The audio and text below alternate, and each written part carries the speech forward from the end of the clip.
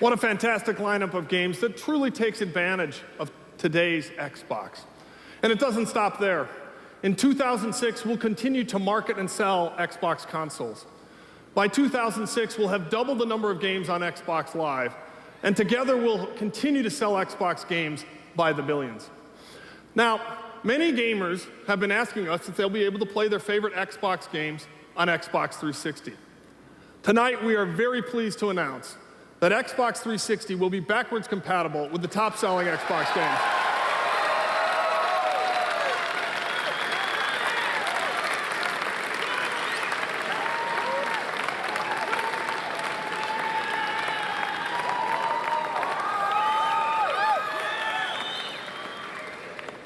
So that brings us to Xbox 360. Our team has worked with passion and commitment to build the most powerful game platform in history. And Xbox 360 will drive category growth for the entire video game industry. Growth that will create an increasingly profitable worldwide business for our partners. How will we get there? Well, we'll start this Christmas holiday season when we launch Xbox 360 in North America, Europe, and Japan. That's right.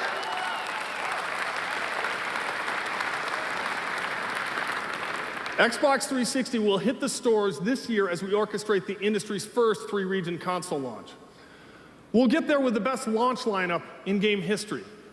We'll get there by making games more approachable for people who didn't grow up with a game controller. We'll get there by offering games that deepen the social experience of playing games with your friends.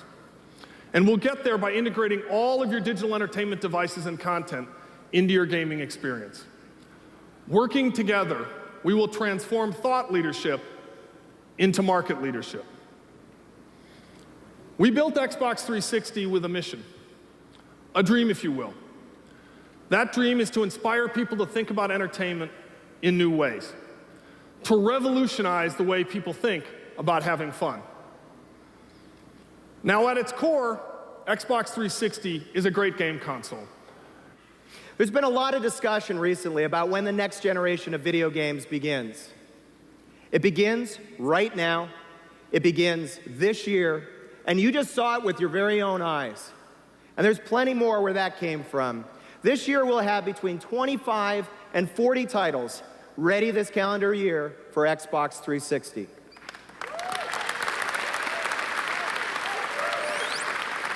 We already have 160 titles in development. And the arrival of Xbox 360 signals a shift as important as any shift we've seen in the industry to date. 30 years ago, we saw the birth of this industry with the arrival of the first 2D games. Games that appealed to everyone. They found a very broad audience that numbered in the tens of millions. And we all remember those great ads from that era, where entire families surrounded the TV on the couch playing games together.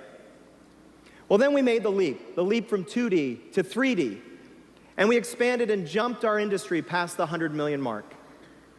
But at that very same time, we narrowed our scope to a much more limited demographic. Today, we're poised to make the leap again, this time from 3D to the HD era.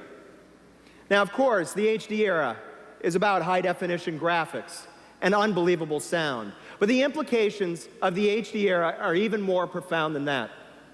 It's about the ability to connect with your community and to personalize your experience. It's about unleashing the creative power of human energy.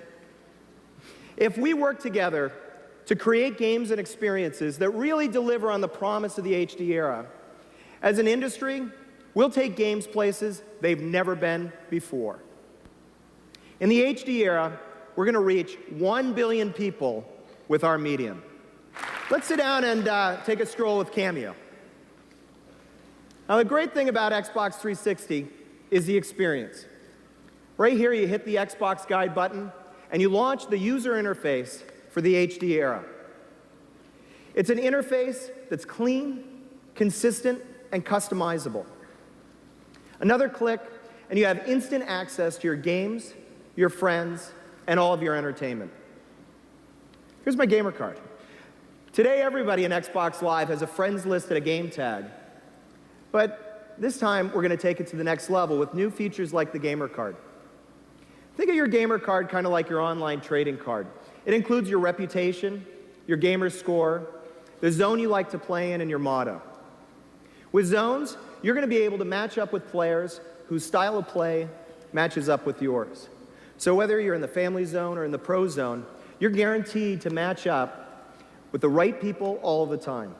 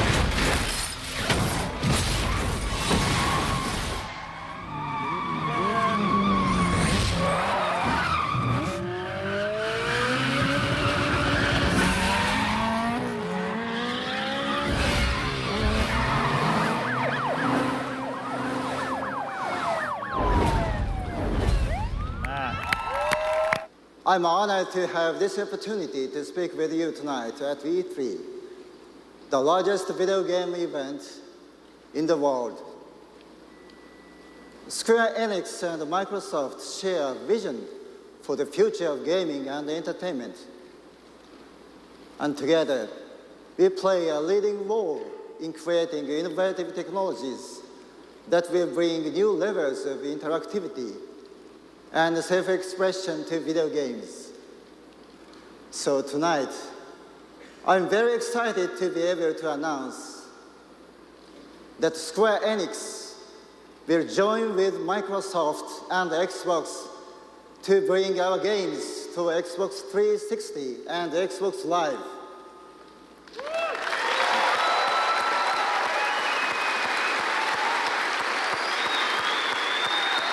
We are deeply impressed by taking advantage of Xbox 360's superb graphics power. Thank you very much. Thanks very much for coming. I really appreciate it.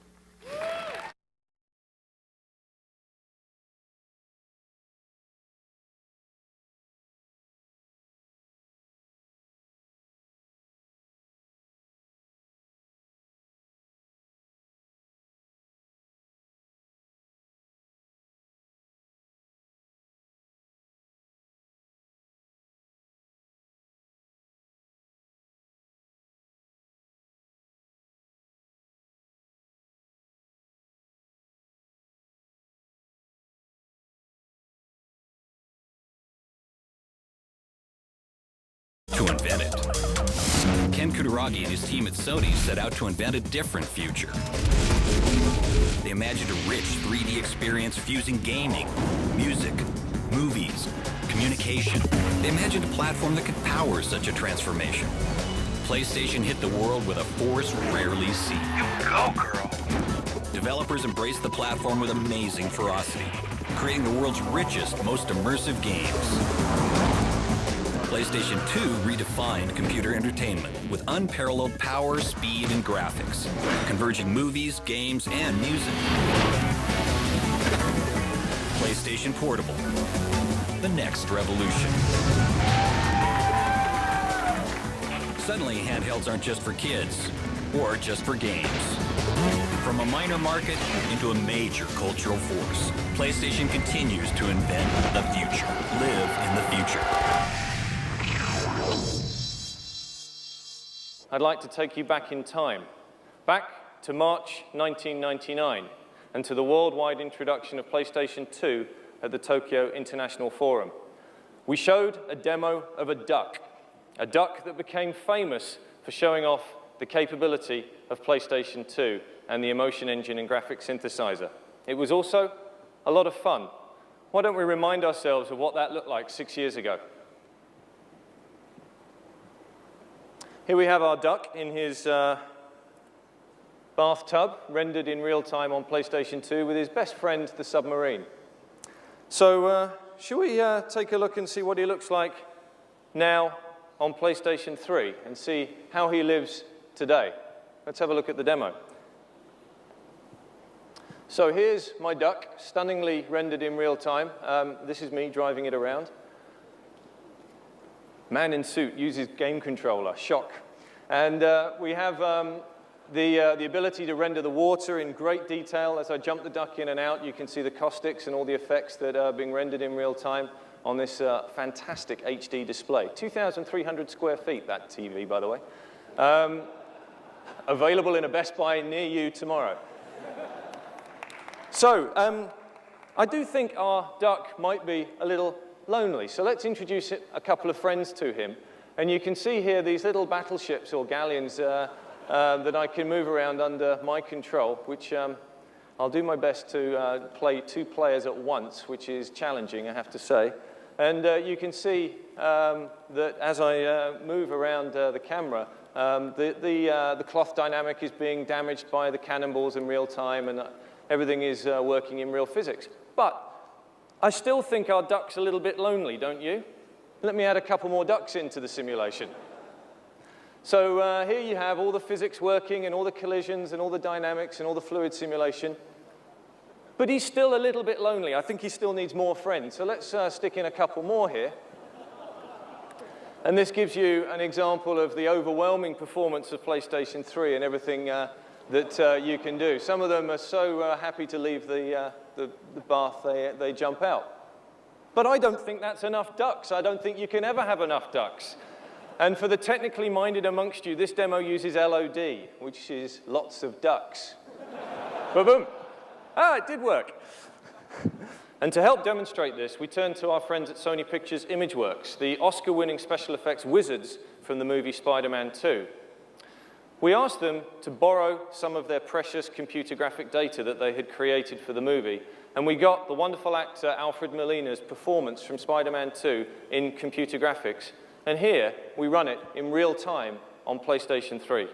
I'm amazed at the response, the reaction here. The quality of the image is absolutely fantastic. You can see as we move the camera around that the light moves around also over the face. And this uses a very special technique which is pioneered by, once again, a guy called Paul Debevic, using light stage data. And we can move the light around over the face, and you can see that the shadows are cast realistically, and even the light reflects and transmits through the ears.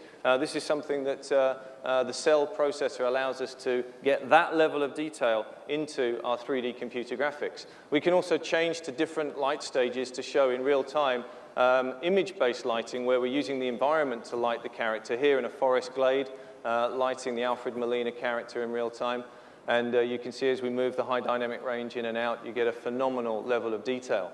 All right, so the game we're going to show you is EA Sports Fight Night, which is EA's boxing franchise. And this demo, I truly believe, is a big first step forward towards delivering a new, more emotionally immersive game experience on the PS3. So I've been working on Fight Night since the beginning of the franchise, and I just can't tell you how exciting it is as a developer to finally have the technology in our hands to build the Fight Night game that we've been looking to build all these years. So enough of me yapping, let's fire up the demo. And just to be clear though, this is all running live in real time on renderware on the PS3. It's the king of the ring, combination slanger, skill and technique, all four mania. I'm deep in the trenches, training for months. I'm like a prize fighter, giving left jabs, left hooks, overhand rights, followed by an uppercut, turning out your lights. Work with your boy now, work with your boy now. All right. So as you know, in boxing, it's these big, like, bone-crushing, devastating punches that really bring out the drama and the emotion of the sport. Obviously, what we're looking to do, you can see graphically now just how we're able to emphasize the brutality of the punches. But what we really want is the person at home, like playing the game, to kind of get that same gut-clenching, stomach-tightening feeling that you would have if you were actually in the ring seeing that punch land. And I think that's like the biggest goal for us on Fight Night PS3. It's all about, like, hey, having the person playing the game really feel those same kind of emotions and reactions that a boxer in the ring would feel, and then using those emotions to, like, tell the story of our fight. So let me show you how we're going to do that. So the first thing in, building an emotionally believable character is making the character look visually real. And that's, like, really hard in our game because, pretty much everybody who plays our game knows what a human being looks like. And so if there's anything off in the character, like, the human eye is going to know. But you can see how far we've come just in being able to kind of deliver a realistic human form in game. But it's not enough just to make a nice picture. We really got to bring that picture to life. And we do that with all the different facial animations we have on our character, animating both the geometry on the boxer's face and the textures of their skin to produce the most realistic looking facial expressions that we've seen in video games.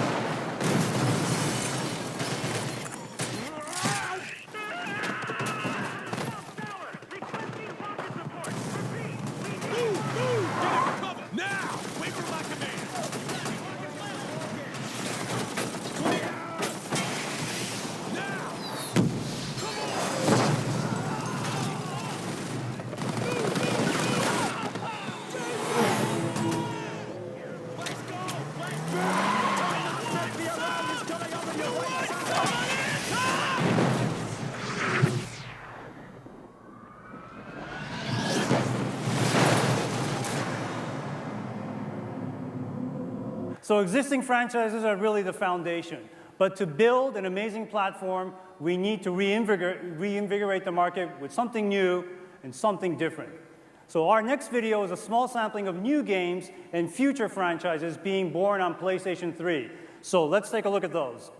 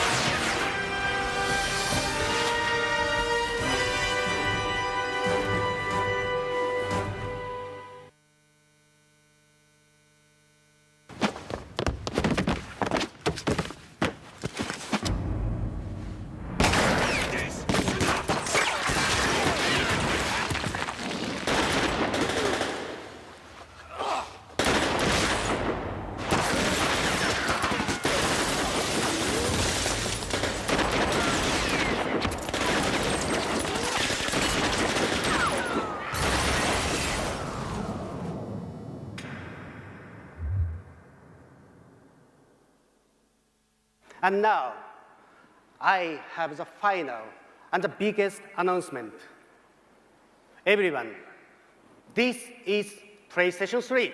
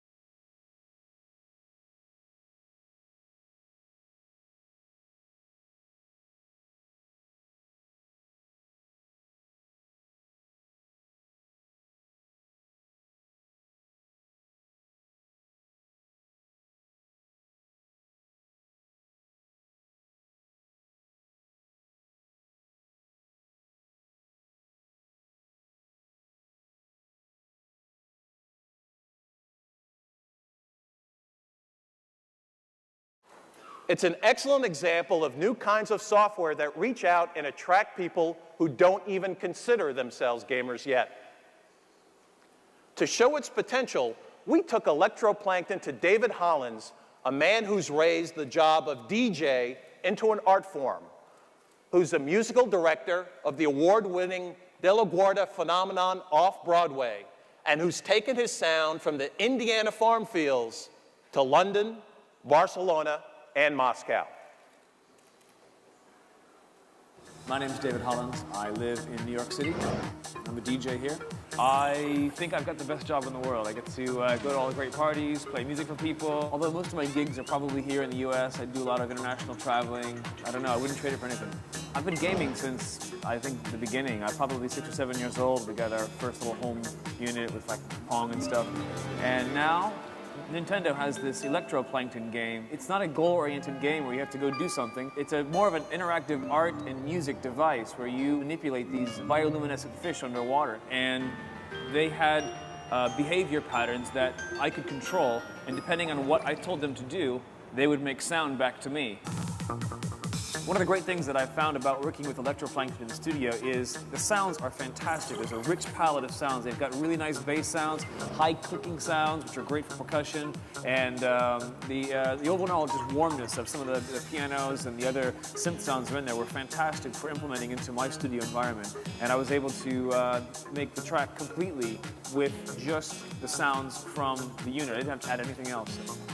This entire experience has been just fantastic. I was thinking in my head, what am I going to do to make a song for a video game? But this isn't it at all. I'm making a song from a video game. I'm having this device give me sounds and just letting that and those sounds take me where I want to go musically. And I mean, I would do this again in a heartbeat. It's been amazing, really, really hot.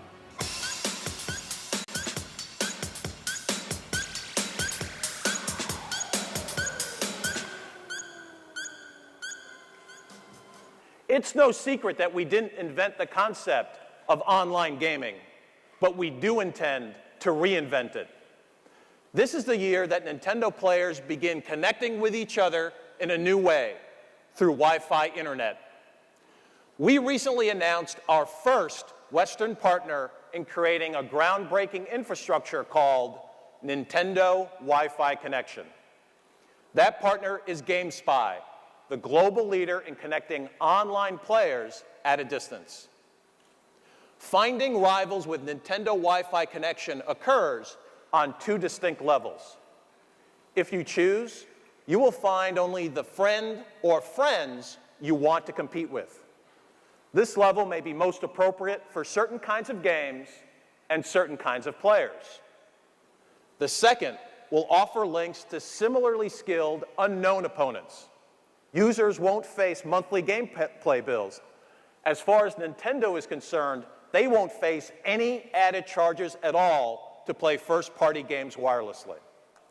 Around the world, 25 independent publishers are already at work on DS Wi-Fi games, including Activision, Bandai, Capcom, Electronic Arts, Konami, Namco, Sega, THQ, Ubisoft, Vivendi, and Square Enix.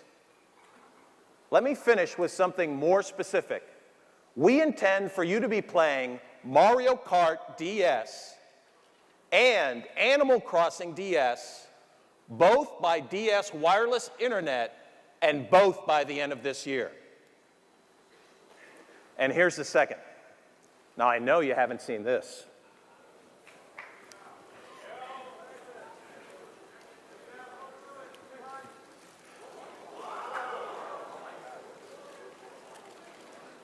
It's Game Boy Micro.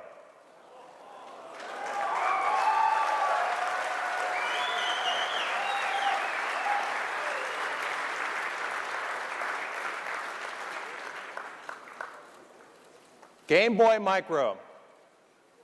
Just a hair bigger and about 2/3 the weight of an iPod mini.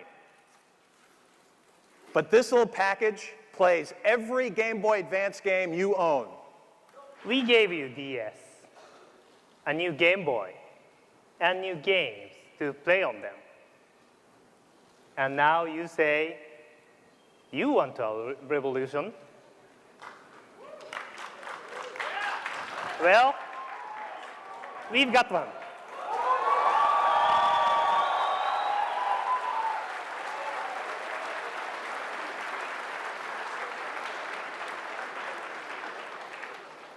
This is a Nintendo Revolution prototype we have with us for meetings this week in Los Angeles.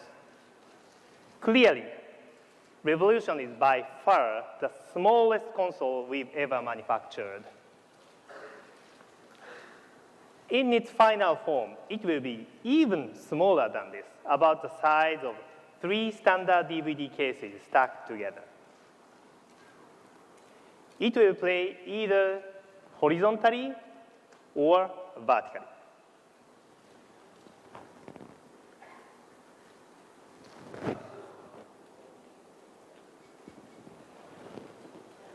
Revolution games will play on 12-centimeter optical disc. These games, along with all GameCube software, will play through the same self-loading media drive. Owners can also choose a small internal attachment to play movies and other DVD contents. Every home game machine in history has married a controller to a console and a console to a TV. In the next generation, the addition of the internet will be important to all consoles and particularly important to Nintendo. Wi-Fi capability will be built into every Nintendo Revolution.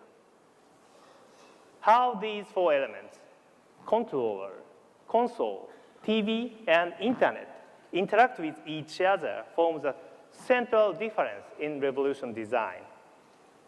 Our goal in customizing these connections is to develop a device which is functional and appealing to every member of a household, whether they consider themselves gamers or not.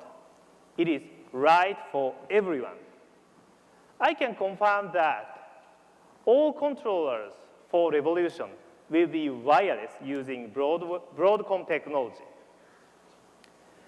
The controllers will also be very unique in ways we will share with you later.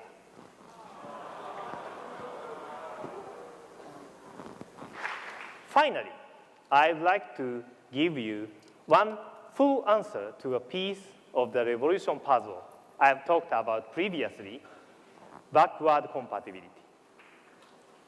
As I said, the disk drive will accept GameCube games, but we are redefining the term backward compatibility.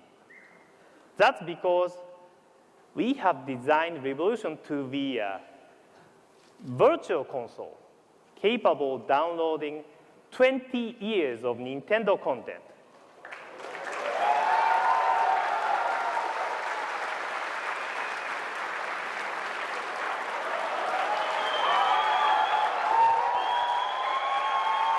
You will be able to purchase great games originally created for NES, Super NES, and Nintendo 64. It is accurate to say that Nintendo Revolution is technically capable of playing virtually every Nintendo console game ever created.